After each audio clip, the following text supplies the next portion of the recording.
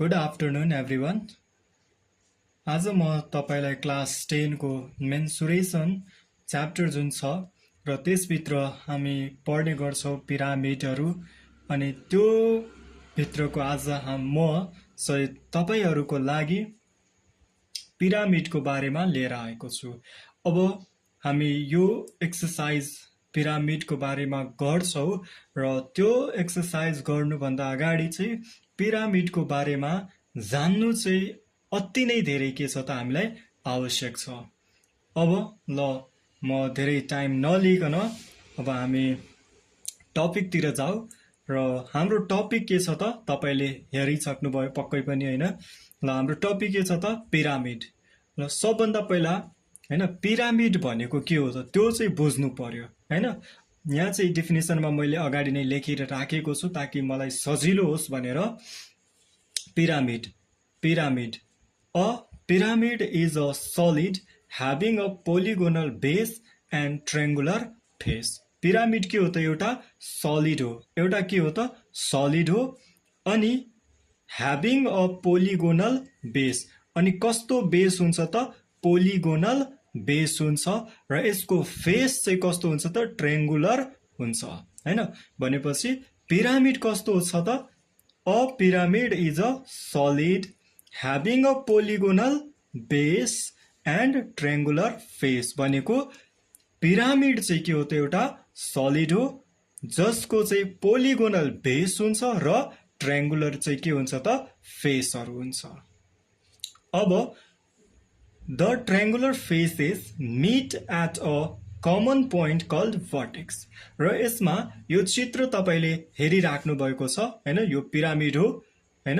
अब यो जुन छ यो साइड यो चाहिँ के हो त बेस हो हैन। यहाँ चाहिँ तपाईले हेरिराख्नु भएको छ यो एरिया, यो जुन एरिया छ हैन, यो सबै एरिया यो चाहिँ के हो त बेस भयो तपाईको।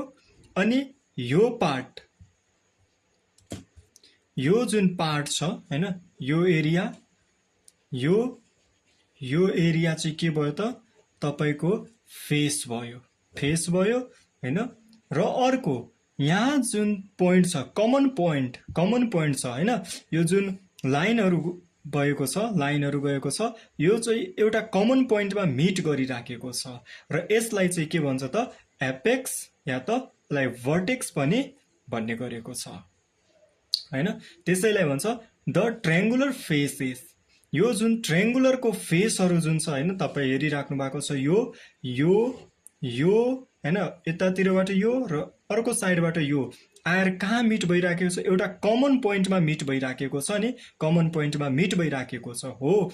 यसलाई यो कमन पोइन्टलाई के भन्छ त भर्टेक्स भन्छ या त यसलाई एपेक्स पनि भन्न सकिन्छ। अर्को चाहिँ हामी के बुझौं त पोलिगोनलको बारेमा, यो पिरामिडको बारेमा। पिरामिड यो कस्तो पिरामिडको के हुन्छ त the polygonal base of a pyramid may be triangle, rectangle, square, pentagon, hexagon etcetera हैन। यो जुन पिरामिड छ यो पिरामिडको बेस चाहिँ कस्तो हुन्छ त पोलिगोनल बेस हुन्छ। कस्तो बेस हुन्छ त पोलिगोनल बेस हुन्छ। अब पोलिगोनल भनेको चाहिँ के हो, या त त्यसको बेस ट्रायंगुलर हुन सक्छ, रेक्टेंगुलर हुन सक्छ, स्क्वायरमा हुन सक्छ, पेंटागोनल हुन सक्छ, हेक्सागन हुन सक्छ एक्सेट्रा हैन। त्यसलाई चाहिँ हामी के भन्छौं त पोलिगोनल बेस भन्छौं। अब on the basis of the types of polygonal bases there are different types of pyramids। अब यो जुन पिरामिडको धेरै प्रकारको पिरामिडहरु छ तर के को बेसिसमा त basis of the types of polygonal हैन, बेसको पोलिगोनल बेसको बेसिसमा, पोलिगोनल बेसको बेसिसमा चाहिँ त्यहाँ चाहिँ डिफरेन्ट टाइप्स अफ के छ त पिरामिडहरु छन्। अझै हामी केही कुराहरु जान्ने छौं हैन, केही कुराहरु जुन चाहिँ एकदमै के छ त महत्त्वपूर्ण, पिरामिडको बारेमा एकदम धेरै नै के छ त महत्त्वपूर्ण छ र जान्नु पर्ने छ र यदि तपाईले यो कुराहरू जान्नुभयो भने के हुन्छ, तपाईले एक्सर्साइज गर्दाखेरि तपाईले एकदम धेरै नै के हुनेछ त सहायता पुग्नेछ। फ्याक्टहरू जानौँ हैन, पिरामिडको बारेमा फ्याक्टहरू जानौँ। 1 नम्बरमा अ पिरामिड हैज 3 पार्ट्स हैन, पिरामिडसँग के छ त 3 वटा पार्टहरू छ। एउटा छ पोलिगोनल बेस, सबभन्दा पहिला चाहिँ के छ त पोलिगोनल बेस छ, ट्रायंगुलर फेस र एपेक्स हुन्छ हैन। तपाईले यो चित्रमा हेर्नुभयो, यो चित्रमा तपाईले हेर्नुभयो के छ त यहाँ छ यो चाहिँ पिरामिड छ, पिरामिडसँग के छ फेस छ, यो साइड हैन, यो भागलाई यो जुन चाहिँ ट्रायंगुलर भागहरू छ हैन, ट्रायंगुलर पार्ट, ट्रायंगुलर यो चाहिँ यसलाई हामी के भन्छौँ त फेस भन्छौँ। यो के भयो फेस भयो, यो के भयो फेस भयो, यो के भयो फेस भयो हैन। र अर्को चाहिँ बेस, यो जुन छ, यो जुन एरिया छ हैन, यो एरिया, यो पार्टलाई हामी के भन्छौँ त बेस भन्छौँ। यो पार्टलाई हामी के भन्छौँ त बेस भन्छौँ र यो चाहिँ एपेक्स हो। पिरामिडको के छ त 3 वटा पार्ट हुन्छ, एउटा हुन्छ फेस, एउटा हुन्छ फेस, अर्को हुन्छ बेस र एपेक्स।